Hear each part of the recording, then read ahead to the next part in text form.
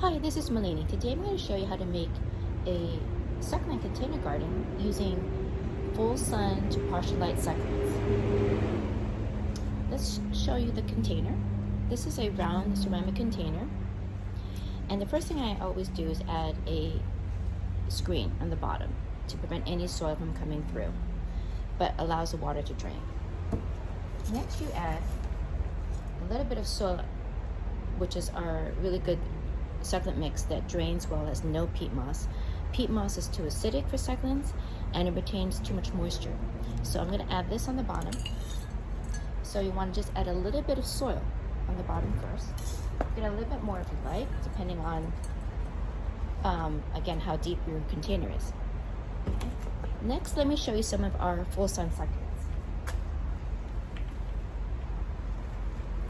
I'm going to start putting these on the cart here so you can see.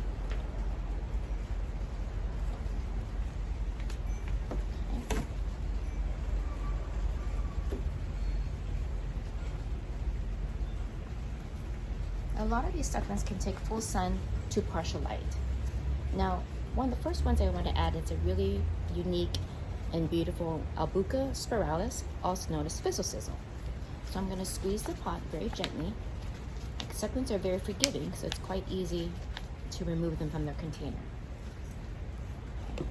So all you need to see is a nice root ball. I'm just going to loosen some of that soil and then add that to the center. Now for a round container, such as one I'm using now, it helps give you that 360-degree perspective. And I'm going to aim for putting odd number of succulents, okay? And I'll explain to you a little bit later why I'm doing that. But let's get this nice, healthy fizzle sizzle in the center, okay? Because that's my center. That's what I'm going to use as my center plant.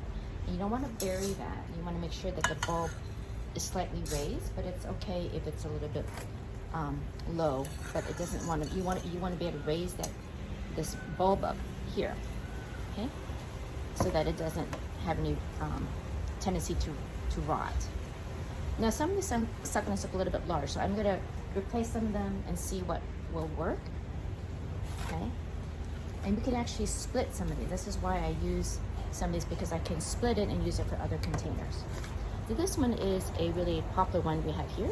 This is known as Kalanchoe luciae, also known as a paddle plant or flapjack. So we're going to loosen the soil again, and then I'm going to add this to the edge here. Okay. Now succulents don't mind if it's a little bit crowded. It's fine.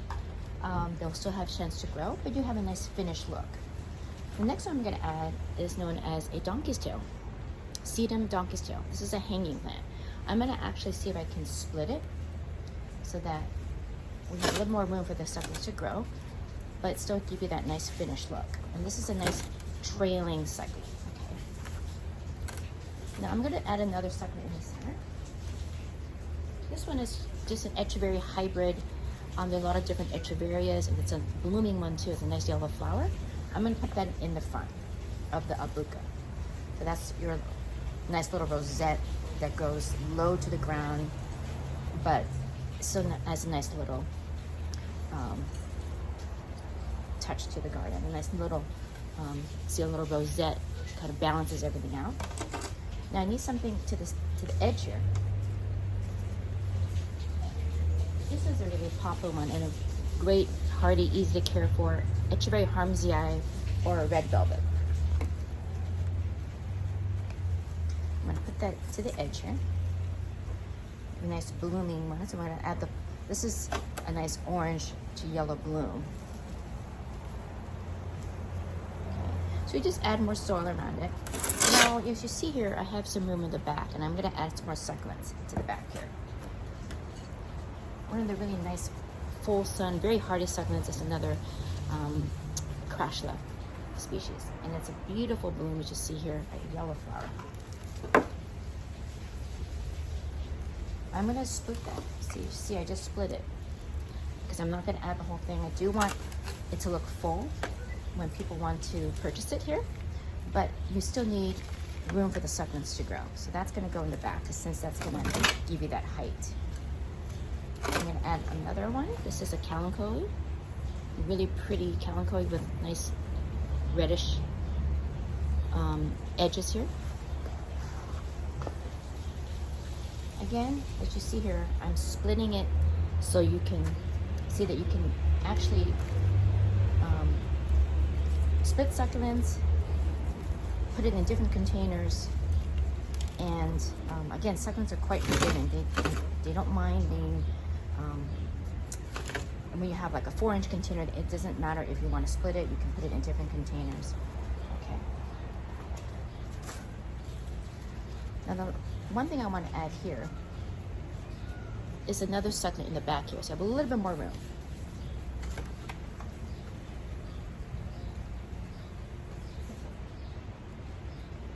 Now, as you see here, I have a giant string of buttons. It's in the Crashula family.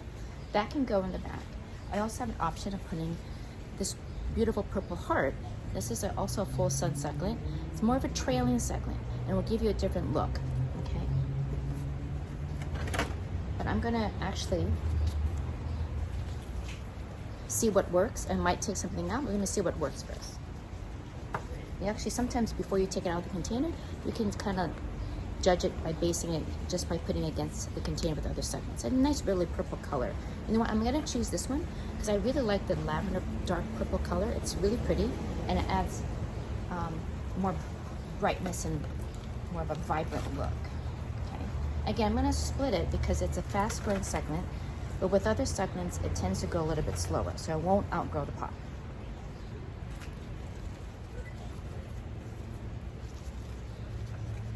So you just keep pressing down.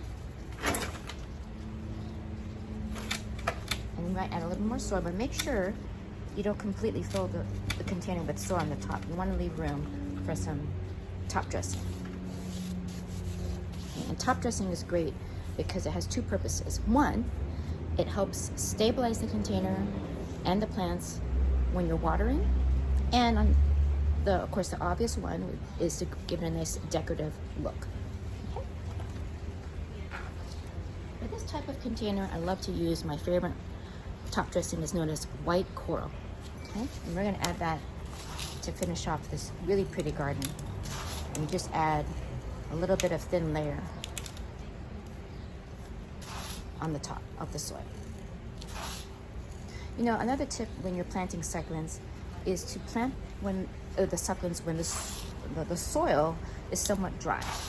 It's a little easier to manage instead of having plants that are already watered and the soil gets a little bit hard to sort of manage and to plant the rest of the succulents.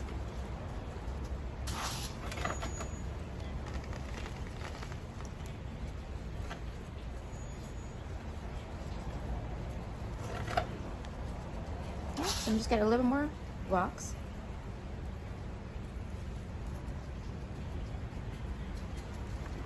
You just kind of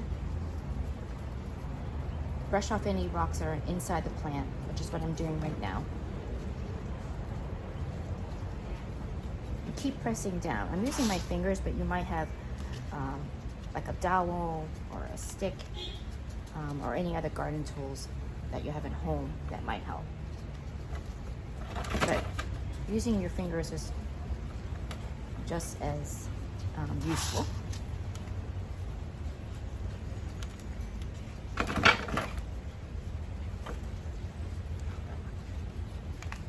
So this is a beautiful succulent container garden that you can put outdoors in full sun, water about once or twice a week in the summer, and in the wintertime, it's about once a week.